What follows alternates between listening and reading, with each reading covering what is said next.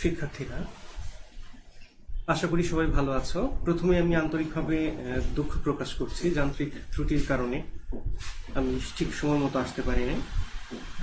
আরেকটু সমস্যা সেটা হচ্ছে যে আমি হঠাৎ করে শারীরিকভাবে একটু অসুস্থ হয়ে পড়ার কারণে আমি লাইভ তোমাদের সামনে আসতে পারছি না, কিন্তু বসে বসে যেভাবেই হোক ভোকাল দিয়ে ক্লাসটা করানোর চেষ্টা করছি। তোমরা সবাই ক্ষমা সুন্দর দৃষ্টিতে দেখবে। শিক্ষার্থীরা, কৃষি বিশ্ববিদ্যালয়ের অনলাইন ক্লাসে তোমাদেরকে স্বাগতম জানাচ্ছি।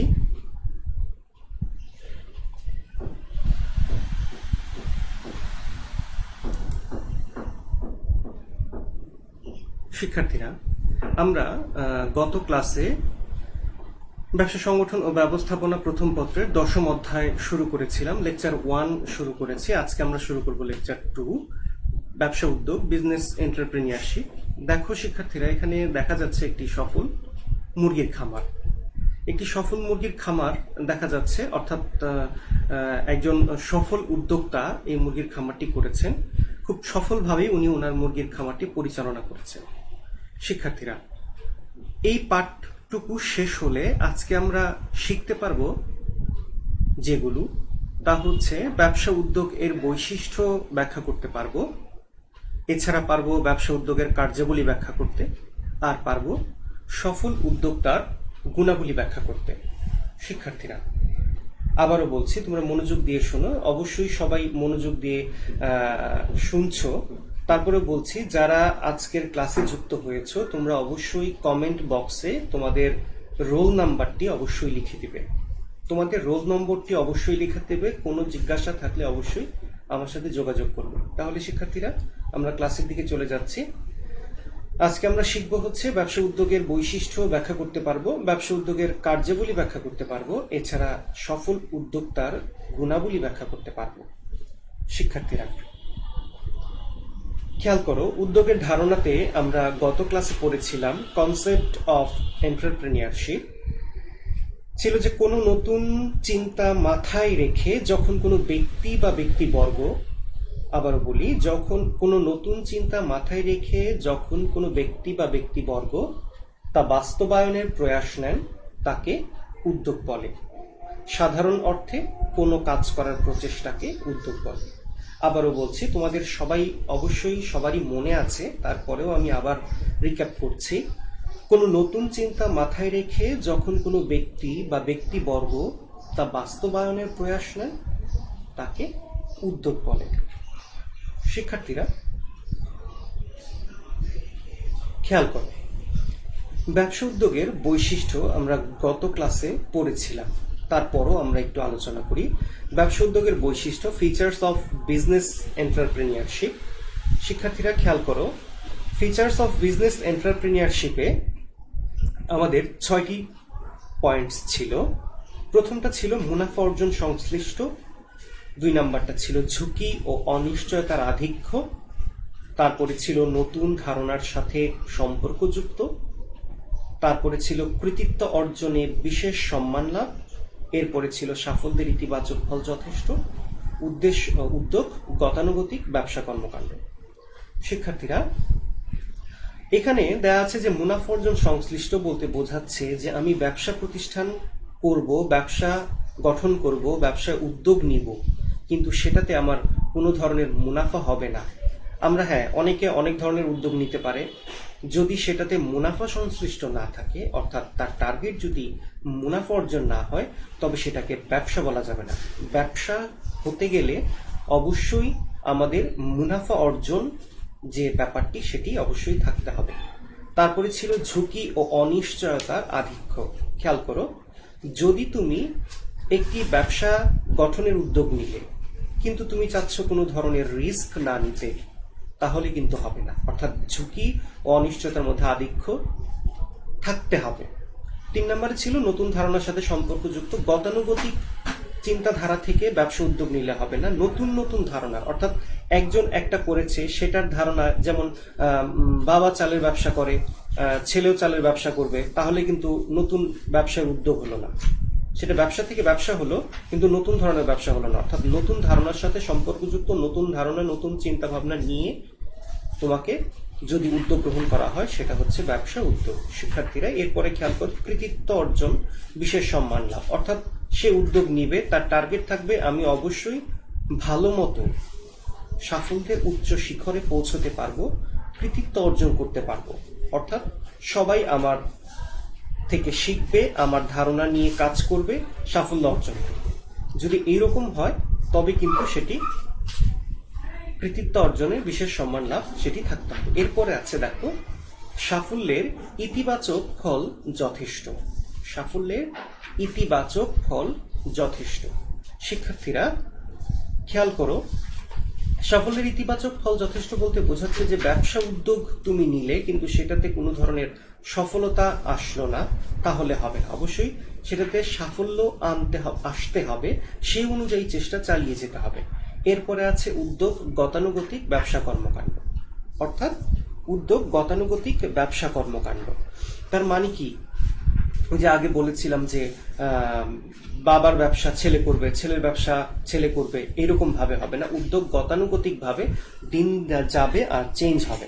শিক্ষার্থীরা আমরা আজকে যেটি নতুন শুরু করব সেটি হচ্ছে ব্যবসা উদ্যোগের কার্যাবলী, অর্থাৎ ফাংশনস অফ বিজনেস এন্টারপ্রেনিয়ারশিপ।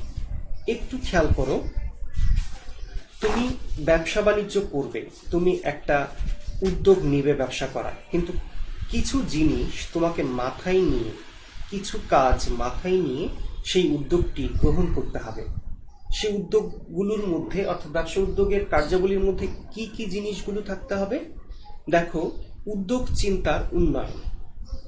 তুমি একটি ব্যবসা করবে উদ্যোগ নিয়ে, এখন সেটি একবার করবে সেটা নিয়ে বসে থাকলে হবে না, সেটা নিয়ে ডে বাই ডে প্রতিদিন তোমাকে নতুন নতুন চিন্তা উন্নয়ন ঘটাতে হবে। অর্থাৎ আজকে এটা হয়েছে, আমি যে পজিশনে আছি সেই পজিশন থেকে আমাকে বেরিয়ে আবার সামনের দিকে অগ্রসর হতে হবে। অর্থাৎ আজকে আমি যতটুকু করেছি সামনের দিন তার থেকে বেশি কিছু করতে হবে, এর পরের দিন তার থেকে বেশি কিছু করতে হবে। যদি এইরকম ভাবে চিন্তা করা যায় তবেই উদ্যোগ চিন্তার উন্নয়ন ঘটানোটা সম্ভব হবে। আমি ব্যবসা উদ্যোগ নিব, অর্থাৎ কোথায় উদ্যোগ নিব, কোন জায়গাতে আমি ব্যবসা বাণিজ্য করব, সেটা সম্ভাব্যতাটা আমাকে যাচাই করতে হবে, তারপরে আমাকে সিদ্ধান্ত গ্রহণ করতে হবে। 2 নম্বরে দেয়া আছে সম্ভাব্যতা যাচাই ও সিদ্ধান্ত গ্রহণ। শিক্ষার্থীরা খেয়াল করো, সম্ভাব্যতা যাচাই, এরপরে আছে সিদ্ধান্ত গ্রহণ। তার মানে আমি চিন্তা করলাম যে একটি ইটের ভাটা দেব। শিক্ষার্থীরা মনোযোগ দিয়ে শোনো, আমি একটি ইটের ভাটা তৈরি করব। তখন আমি চিন্তা করলাম যে বাকৃবি ক্যাম্পাসের আশেপাশে কোনো একটা জায়গাতে আমি একটি ইটের ভাটা দিব। এখন খেয়াল করো, এইখানে কি ইটের ভাটা দেওয়া সম্ভব? এইরকম আবাসিক এলাকাতে কি ইটের ভাটা দেওয়া সম্ভব? কখনোই সেটা সম্ভব না। অর্থাৎ আমি এমন ব্যবসা প্রতিষ্ঠান করব, উদ্যোগ নিব, কিন্তু সেখানে সম্ভাবনা কতটুকু আছে, সেখানে কি আদৌ আমি করতে পারবো কিনা, সেখানের বাজার বা মার্কেটটা আমি দখল করতে পারবো কিনা, সেই জায়গাতে আমার কতটুকু লাভের পরিমাণ আসবে সেটা আমাকে চিন্তা করতে হবে।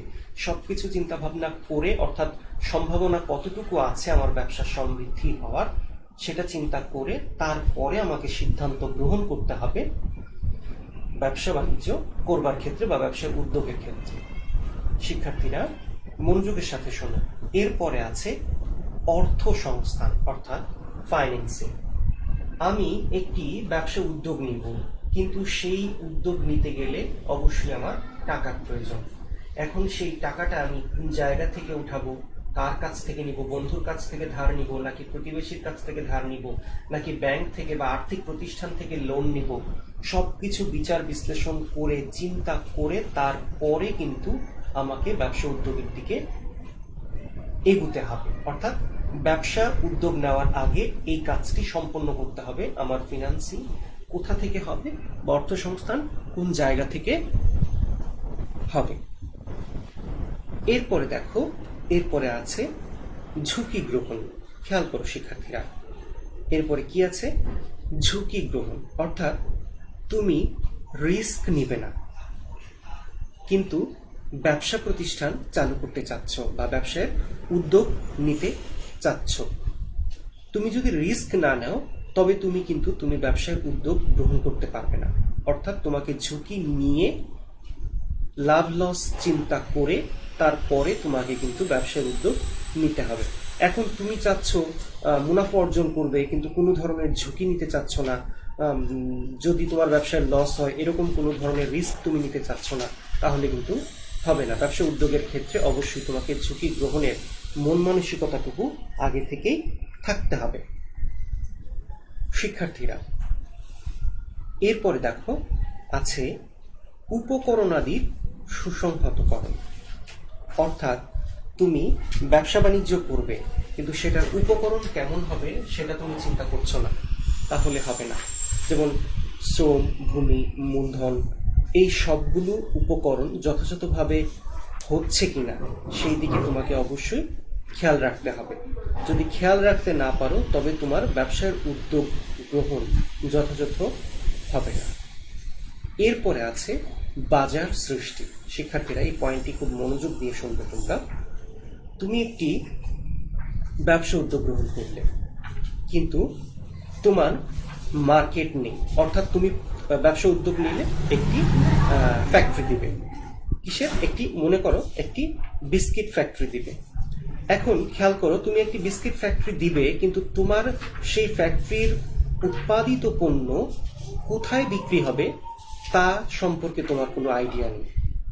সেই প্রোডাক্টের ক্রেতা কারা হবে সেটা তোমার জানা নেই। কোন ধরনের মানুষ তোমার প্রোডাক্ট ক্রয় করবে সেটা তুমি জানো না, তাহলে কিন্তু হবে না। অর্থাৎ তোমার মার্কেটে কারা আছে, কাদের কাছে তুমি প্রোডাক্ট সেল করবে, চাহিদা কেমন, দাম কেমন হবে প্রোডাক্টের, সেই সব কিছু মাথায় নিয়ে তোমাকে কিন্তু সেই বিস্কিট ফ্যাক্টরিটি করার চিন্তা ভাবনা করতে হবে। শিক্ষার্থীরা, আশা করি বুঝতে পারছো। এরপরে আসো সাফল্য ও ব্যর্থতা মূল্যায়ন। শিক্ষার্থীরা, খেয়াল করো, তুমি ব্যবসার উদ্যোগ নিলে, তুমি প্রতিদিন সবসময় ব্যবসায় সাফল্য অর্জন করছো। অর্থাৎ তোমার টার্গেট ছিল 1 কোটি টাকা অর্জন করা, তুমি সেই টার্গেট ফিল আপ করেছো। পরের মাসে তুমি দেখলে 2 কোটি টাকা অর্জন করেছো। এরকম ভাবে দেখা গেল কিছুদিন পর তুমি হঠাৎ করে ব্যবসায় লসে পড়েছো, তোমার আর ভালো মতো সেল হচ্ছে না। এখন তাতে তুমি করছো কি? ভেঙে পড়েছো। এতে কিন্তু হবে না। সাফল্য এবং ব্যর্থতা, অর্থাৎ তুমি তোমার সাফল্য, আজকে 1 কোটি টাকা অর্জন করেছো, 1 বছরে 1 কোটি টাকা অর্জন করেছো, পরের বছর তোমার টার্গেট নিতে হবে। সেখানেই বসে থাকবো যে আমি আবারও 1 কোটি টাকা অর্জন করব না। তোমাকে চিন্তা করতে হবে এই 1 কোটি টাকার এগেইনস্টে যেন আমি আরো ভালো মানের পণ্য বাজারে দিতে পারি, ভালো মানের প্রোডাক্ট বাজারে সেল করতে পারি, ভালো ক্রেতা ধরতে পারি। এই সবকিছু চিন্তা করে তোমাকে এগিয়ে যেতে হবে। এবং তোমার যে ব্যর্থতাটুকু আসবে, হয়তোবা 1 মাস তুমি সেল করতে পারছো না, পরের মাসে ভালো করে সেল করতে পারছো, অর্থাৎ তুমি ব্যর্থ হয়েছো, তার মানে তুমি তোমার মন মানসিকতা ভেঙে পড়বে, তাহলে কিন্তু হবে না। অর্থাৎ সাফল্য এবং ব্যর্থতা, এই দুটোর মধ্যে অবশ্যই ব্যালেন্স থাকতে হবে। অর্থাৎ এই এইটুকু মাথায় রেখেই তোমাকে ব্যবসা উদ্যোগ নিতে হবে। এরপরে শিক্ষার্থীরা, সব ব্যবসা উদ্যোগ কার্যাবলীর পরের পয়েন্ট হচ্ছে, দেখো, উন্নয়ন কর্মসূচি বাস্তবায়ন।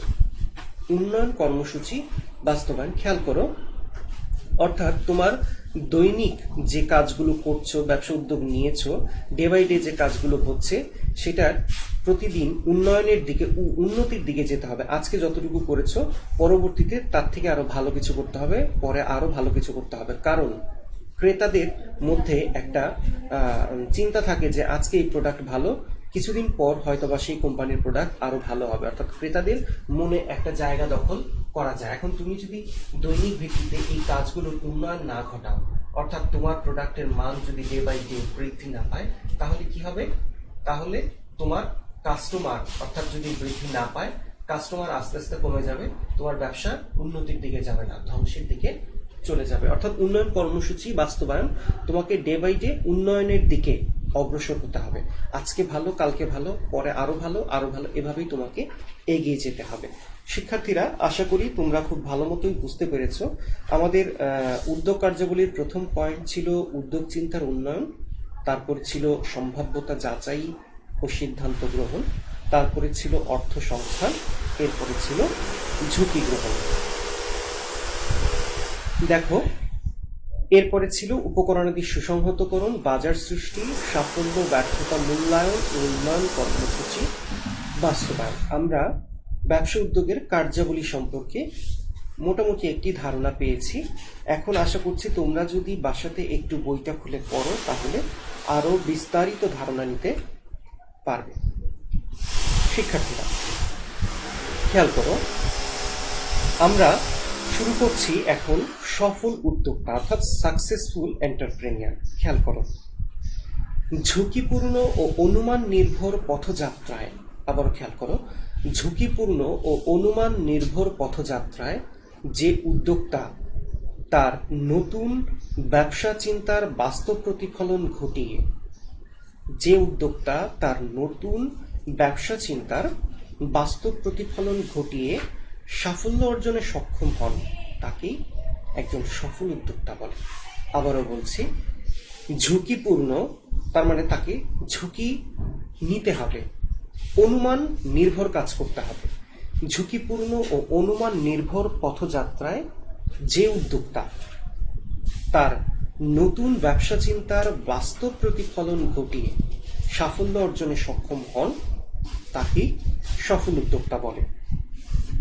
শিক্ষার্থীরা, সফল উদ্যোক্তা কি?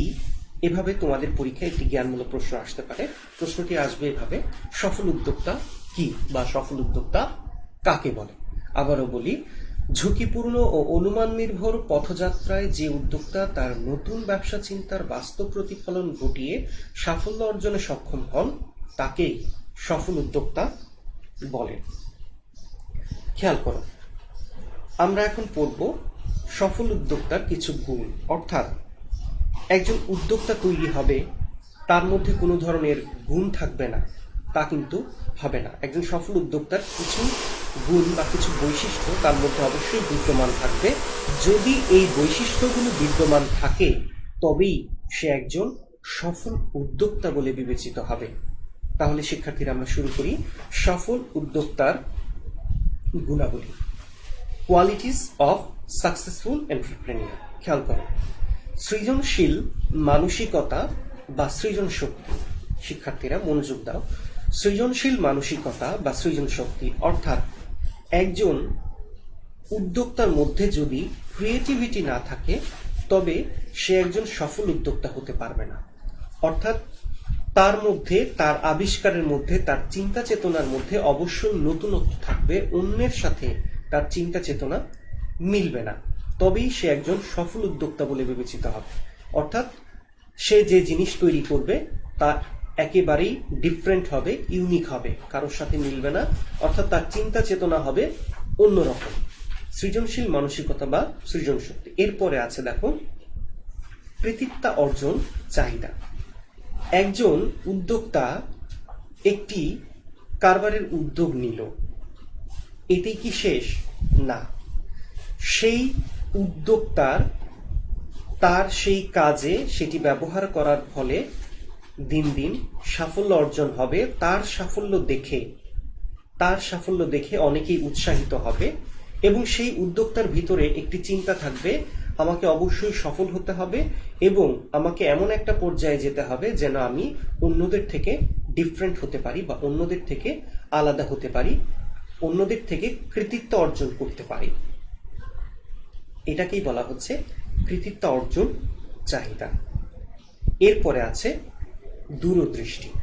খেয়াল করো, একজন উদ্যোক্তা, মনে করো একজন গার্মেন্টস উদ্যোক্তা একটি গার্মেন্টস প্রতিষ্ঠান করল, বা একজন উদ্যোক্তা নতুন একটি জিনিস তৈরি করল। তার মধ্যে তার চিন্তা চেতনায় থাকতে হবে যে আমি আজকে এই প্রোডাক্ট উৎপন্ন করছি বা আমি আজকে এই জিনিসটা করার উদ্যোগ নিয়েছি, এখন 5 বছর পরে এটার ভ্যালু কেমন হবে সেটা তাকে আগাম চিন্তা করে ফেলতে হবে।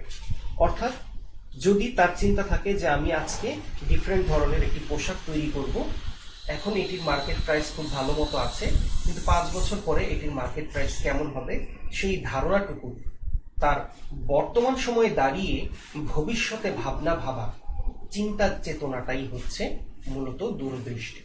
খেয়াল করো শিক্ষার্থীরা, এখানে দূরদৃষ্টি কি বা প্রজ্ঞা কি, উত্তর কিন্তু একই হবে। এখানে তোমরা লিখে রাখো দূরদৃষ্টি কি বা প্রজ্ঞা কি, উত্তর দুটো একই হবে। পরীক্ষার প্রশ্নটি এভাবেই আসবে, দূরদৃষ্টি কি বা প্রজ্ঞা কি, অর্থাৎ বর্তমানে দাঁড়িয়ে ভবিষ্যতের চিন্তা ভাবনা তার চক্ষু দিয়ে দেখতে পাওয়া বা অনুধাবন করা, সেটাই হচ্ছে দূরদৃষ্টি। এরপরে খেয়াল করো সাহস ও বুদ্ধিমত্তা। শিক্ষার্থীরা, একজন উদ্যোক্তা একটি কাজ করার উদ্যোগ গ্রহণ করবে, কিন্তু তার মধ্যে কোনো ধরনের সাহস নেই, তাহলে কিন্তু হবে না। তার কোনো বুদ্ধি নেই, তাহলেও কিন্তু হবে না। অর্থাৎ সাহস এবং বুদ্ধি তার মধ্যে যদি থাকে তবে হ্যাঁ হবে, তবে সে একজন উদ্যোক্তা হতে পারে, কিন্তু সফল উদ্যোক্তা হতে গেলে তার অবশ্যই সাহস ও বুদ্ধিমত্তা এর দুটোই অবশিষ্ট বা বিদ্যমান থাকতে হবে। তারপরে দেখো আছে ধৈর্য ও কষ্ট সহিষ্ণু। খেয়াল করো, একজন উদ্যোক্তা সে একটি ব্যবসা প্রতিষ্ঠান করার উদ্যোগ গ্রহণ করলো। উদ্যোগ গ্রহণ করার পরে প্রথম বছর সে খুব সফল হলো, দ্বিতীয় বছরে দেখা গেল তার ব্যবসা প্রতিষ্ঠান লসের মুখে যাচ্ছে। তখন তার মনোবল ভেঙে গেল, সে চিন্তা করলো যে আর ব্যবসা বাণিজ্য করবে না, অর্থাৎ সে যেটার উদ্যোগ নিয়েছিল সেটা অফ করে দিবে। এতে কিন্তু সে একজন সফল উদ্যোক্তা বলে বিবেচিত হবে না। তার মধ্যে সেই ধৈর্যটুকু থাকতে হবে যে আমি প্রথম বছর লাভ করেছি, দ্বিতীয় বছর লস করেছি, তৃতীয় বছর আমি অবশ্যই ধৈর্য ধরে অপেক্ষা করব, দেখি কি হয়। এই ধৈর্যটুকু, এই কষ্টটুকু সহ্য করার ক্ষমতা তার মধ্যে অবশ্যই থাকতে হবে। শিক্ষার্থীরা খেয়াল করো, এরপরে আছে ঝুঁকি গ্রহণের মানসিকতা। অর্থাৎ আমরা উদ্যোক্তার কার্যাবলীতে পড়েছিলাম ঝুঁকি গ্রহণ। এখানে আছে দেখো, একজন সফল উদ্যোক্তা হতে গেলে অবশ্যই তার মধ্যে ঝুঁকি গ্রহণের মন মানসিকতা থাকতে হবে।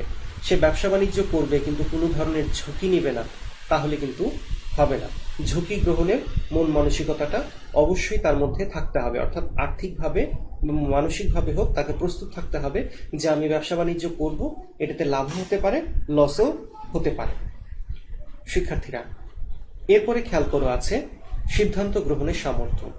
অর্থাৎ সে একটি ব্যবসা বাণিজ্য করবে, কিন্তু কিছুদিন পর পর তাকে নতুন নতুন সিদ্ধান্ত নিতে হবে, কিন্তু সে সঠিক সময়ে সঠিক সিদ্ধান্তটি গ্রহণ করতে পারছে না, তবে সে সফল উদ্যোক্তা হতে পারবে না। সফল উদ্যোক্তা হতে গেলে তাকে অবশ্যই সঠিক সময়ে সঠিকভাবে সঠিক সিদ্ধান্ত গ্রহণ করতে হবে। শিক্ষার্থীরা, এরপর খেয়াল করো নিষ্ঠা ও আন্তরিকতা। দেখো, সে একটি কাজ করবে, সেই কাজের মধ্যে কোনো ধরনের নিষ্ঠা নাই বা আন্তরিকতা নেই। অর্থাৎ সে, তার কথা হচ্ছে যে আমি কাজটি শুরু করলাম, যেভাবে ইচ্ছে কাজটি হোক বা সম্পন্ন হোক। হ্যাঁ, সে একজন উদ্যোক্তা বটে, বাট একজন সফল উদ্যোক্তা হতে গেলে তার মধ্যে অবশ্যই নিষ্ঠা, সময় জ্ঞান, আন্তরিকতা অবশ্যই সেই কাজটির মধ্যে থাকতে হবে। যদি থাকে তবেই একজন সে সফল উদ্যোক্তা হতে হবে, অর্থাৎ এই গুণটি অবশ্যই তার মধ্যে থাকতে হবে। এরপরে দেখো যোগাযোগ দক্ষতা। যোগাযোগের দক্ষতা অর্থাৎ তার বিভিন্ন জায়গায় কমিউনিকেশন করার মতো ক্যাপাসিটি থাকতে হবে। যদি তার কমিউনিকেশন করার ক্যাপাসিটি কম থাকে, অর্থাৎ যোগাযোগ করার দক্ষতাটা কম থাকে, বিভিন্ন জায়গায় একজন উদ্যোক্তাকে নানা ধরনের নানা কাজ করতে হয়, তার এ প্রান্ত থেকে ও প্রান্তে দৌড়াদৌড়ি করতে হয়, অনেক ধরনের কাজ করতে হয়, অনেক ডিপার্টমেন্টের সাথে তার কমিউনিকেশন করতে হয়। এখন যদি তার মধ্যে সেই গুণটুকু না থাকে, কমিউনিকেশন করার ক্ষমতা বা যোগাযোগ করার ক্ষমতা, ঊর্ধ্বতন কর্মকর্তার সাথে, অধস্তন কর্মকর্তাদের সাথে বা কর্মচারীদের সাথে তার যোগাযোগ করার ক্যাপাসিটি কম, তাহলে কিন্তু সে একজন সফল উদ্যোক্তা হতে পারবে না। সফল উদ্যোক্তা হতে গেলে অবশ্যই তার ক্যাপাসিটি ভালো থাকতে হবে, যোগাযোগ করার ক্ষমতা, যোগাযোগ করার দক্ষতাটুকু অবশ্যই ভালো থাকতে হবে। এরপরে আছে দেখো সামাজিক দায়িত্ববোধ, সোশ্যাল রেসপন্সিবল। খেয়াল করো, যদি তার মধ্যে সামাজিকভাবে কোনো দায় দায়িত্ব না থাকে, অর্থাৎ সমাজে কি হচ্ছে না হচ্ছে, সে এমন জিনিস করার উদ্যোগ নিল যেটা সমাজের জন্য খুবই ক্ষতিকর, তাহলে কিন্তু হবে না। তার মধ্যে অবশ্যই সেই দায়িত্বটুকু থাকতে হবে যে সমাজের জন্য কোনটা ক্ষতিকর আর কোনটা ক্ষতিকর না। এরপরে আছে দেখো মূল্যবোধ ও নৈতিকতা। অর্থাৎ তার মধ্যে অবশ্যই কোনটা ভালো, কোনটা মন্দ, কোনটা গ্রহণ করা যাবে, কোনটা গ্রহণ করা যাবে না, সেই চিন্তা চেতনাটুকু অবশ্যই থাকতে হবে। তবেই সে একজন সফল উদ্যোক্তা হতে পারবে। সফল উদ্যোক্তা হতে গেলে আরো একটি গুণ যেটি দরকার, সেটি হচ্ছে সাংগঠনিক দক্ষতা। শিক্ষার্থীরা খেয়াল করো, সাংগঠনিকভাবে যদি একজন উদ্যোক্তা দক্ষ না হয় তাহলে কিন্তু তাকে উদ্যোক্তা বলা যাবে, কিন্তু সফল উদ্যোক্তা বলা যাবে না। সফল উদ্যোক্তা বলতে গেলে অবশ্যই তার মধ্যে সাংগঠনিক দক্ষতাটুকু থাকতে হবে। তাহলে আমরা সফল উদ্যোক্তার গুণাবলীর মধ্যে কি কি পড়েছি সৃজনশীল মানসিকতা বা সৃজন শক্তি, পড়েছি কৃতিত্ব অর্জন চাহিদা, পড়েছি দূরদৃষ্টি, সাহস ও বুদ্ধিমত্তা, ধৈর্য ও কষ্ট সহিষ্ণু, ঝুঁকি গ্রহণের মানসিকতা, এরপরে আছে সিদ্ধান্ত গ্রহণের সামর্থ্য, নিষ্ঠা ও আন্তরিকতা, যোগাযোগ দক্ষতা, সামাজিক দায়িত্ববোধ, মূল্যবোধ ও নৈতিকতা, সাংগঠনিক দক্ষতা। শিক্ষার্থীরা, আমরা এতক্ষণ যা পড়েছি তা পরীক্ষায় কি ধরনের প্রশ্ন হতে পারে, অর্থাৎ কিভাবে প্রশ্ন আসতে পারে পরীক্ষায়, এটির ধারণা একটু আমরা নিয়ে নিই। শিক্ষার্থীরা, আশা করি তোমরা বুঝতে পারছো। তোমরা যারা কমেন্ট বক্সে এখনো রোল নম্বর লিখোনি তারা অবশ্যই কমেন্ট বক্সে রোল নম্বরটি লিখে দিবে, তবে আমি বুঝতে পারবো কারা কারা ক্লাস করেছো। দেখো শিক্ষার্থীরা, আমরা সৃজনশীল প্রশ্ন পড়ব দুটি। প্রথম প্রশ্নটি হচ্ছে, দেখো আমি বলেছিলাম যে উদ্দীপক পড়ার আগে প্রশ্নগুলো পড়ে নেবে। দেখো প্রথমে কতে দেওয়া আছে ব্যবসা উদ্যোগ কি, আশা করি তোমরা খুব ভালো মতোই পারবে। এরপরে আছে উদ্যোক্তাকে কেন ঝুঁকি নিতে হয়। তারপরে আছে, দেখো যেটি গুরুত্বপূর্ণ, উদ্দীপকে রনির খামারে। রনির খামারে বেকারদের কাজ পেতে তিনি উদ্যোগের কোন কাজটি করেছেন ব্যাখ্যা করো। খেয়াল করো, উদ্দীপকে রনির খামারে বেকারদের কাজ পেতে তিনি উদ্যোগের কোন কাজটি করেছেন ব্যাখ্যা করো। ঘ নম্বরে আছে আত্মকর্মসংস্থান সৃষ্টিতে জনাব রনির কাজটির ভূমিকা বিশ্লেষণ করো। এখন আমরা উদ্দীপকে যাই। শিক্ষার্থীরা মনোযোগ দিয়ে শোনো। কৃষি শিক্ষায় উচ্চতর ডিগ্রি অর্জন করায় জনাব রনি একটি কৃষি খামার স্থাপন করলেন। তার খামারে উৎপাদিত ফসল স্থানীয় বাজারে বিক্রি করায় একদিকে যেমন বাজারে পণ্য সরবরাহ বৃদ্ধি পেয়েছে, অন্যদিকে তেমনি স্থানীয় বেকার যুবকরা তার খামারে কাজ পেয়ে বেকারত্বের অভিশাপ ঘুচিয়েছে। এলাকায় তিনি একজন সফল মানুষ হিসেবে বিবেচিত হন। প্রশ্ন হচ্ছে, উদ্দীপকে রনি খামারে বেকারদের কাজ পেতে তিনি কোন উদ্যোগ গ্রহণের কাজটি করেছেন। আবারও খেয়াল করো, উদ্দীপকে রনির খামারে বেকারদের কাজ পেতে তিনি উদ্যোগের কোন কাজটি করেছেন। বোঝাই যাচ্ছে এখানে উদ্যোগের কোন কাজটি করেছেন, বাজার সৃষ্টি। খেয়াল করো, অবশ্যই তোমরা বুঝতে পেরেছো। দেখো, কৃষি শিক্ষায় উচ্চতর ডিগ্রি অর্জন করায় জনাব রনি একটি কৃষি খামার স্থাপন করলেন। তার খামারে উৎপাদিত ফসল স্থানীয় বাজারে বিক্রি করায় একদিকে যেমন বাজারে পণ্য সরবরাহ বৃদ্ধি পেয়েছে, অন্যদিকে তেমনি স্থানীয় বেকার যুবকরা তার খামারে কাজ পেয়ে বেকারত্বের অভিশাপ ঘুচিয়েছে। এলাকায় তিনি একজন সফল মানুষ হিসেবে বিবেচিত হন। খেয়াল করে, এখানে বাজার সৃষ্টি বলতে বোঝাচ্ছে যে কর্মসংস্থানের সুযোগ হওয়াতে বাজারে পণ্য সরবরাহ বৃদ্ধি পেয়েছে, অর্থাৎ সে বুঝতে পেরেছে তার বাজারে প্রোডাক্টের চাহিদা বা পণ্যের চাহিদা বেড়ে গিয়েছে। পণ্যের চাহিদা বেড়ে যাওয়ার কারণে তার আরো কর্মসংস্থানের আরো লোকজনের বা আরো কর্মচারীর দরকার হয়েছে। এই জন্য বলা হচ্ছে যে বাজার সৃষ্টি হয়েছে। এরপরে আত্মকর্মসংস্থান সৃষ্টিতে জনাব রনির কাজটির ভূমিকা বিশ্লেষণ করো। এটা বিস্তারিত গুণগান তোমরা দিতে পারবে শিক্ষার্থীরা। এরপরে দেখো আরেকটি সৃজনশীল প্রশ্ন।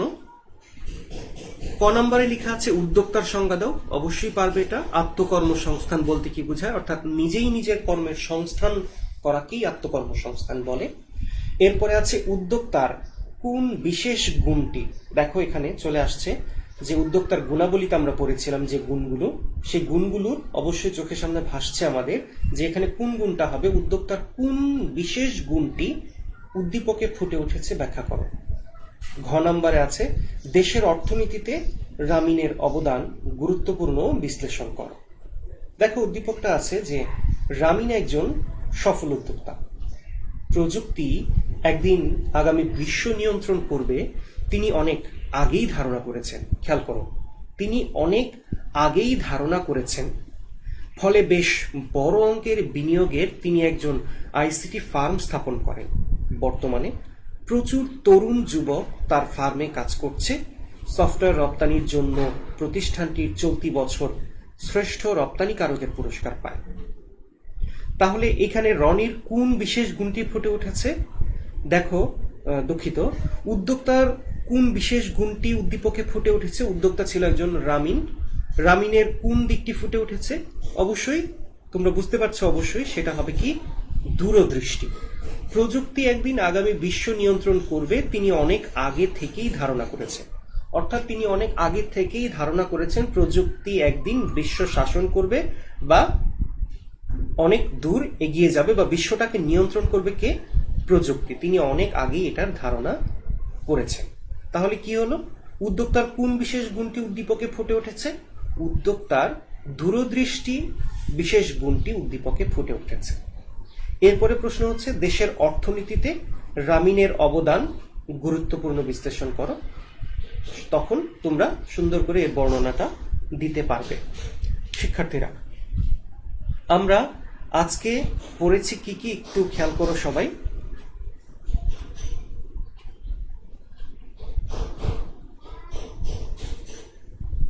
আমরা কি কি পড়েছি আজকে? আমরা পড়েছি ব্যবসা উদ্যোগের বৈশিষ্ট্য পড়েছি, ব্যবসা উদ্যোগের কার্যাবলী পড়েছি, একজন সফল উদ্যোক্তার গুণাবলী পড়েছি। আশা করি তোমরা খুব ভালো মতো সবকিছু বুঝতে পেরেছো।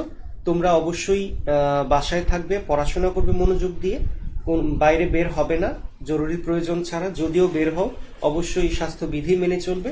তারপর সময় মতো বাসায় চলে আসবে, বাসা থেকে পড়াশোনা করবে। আজকের মতো এখানেই তোমাদের ক্লাসের সমাপ্তি ঘোষণা করছি। ধন্যবাদ সবাইকে। আসসালামু আলাইকুম। সবাই ভালো থাকবে।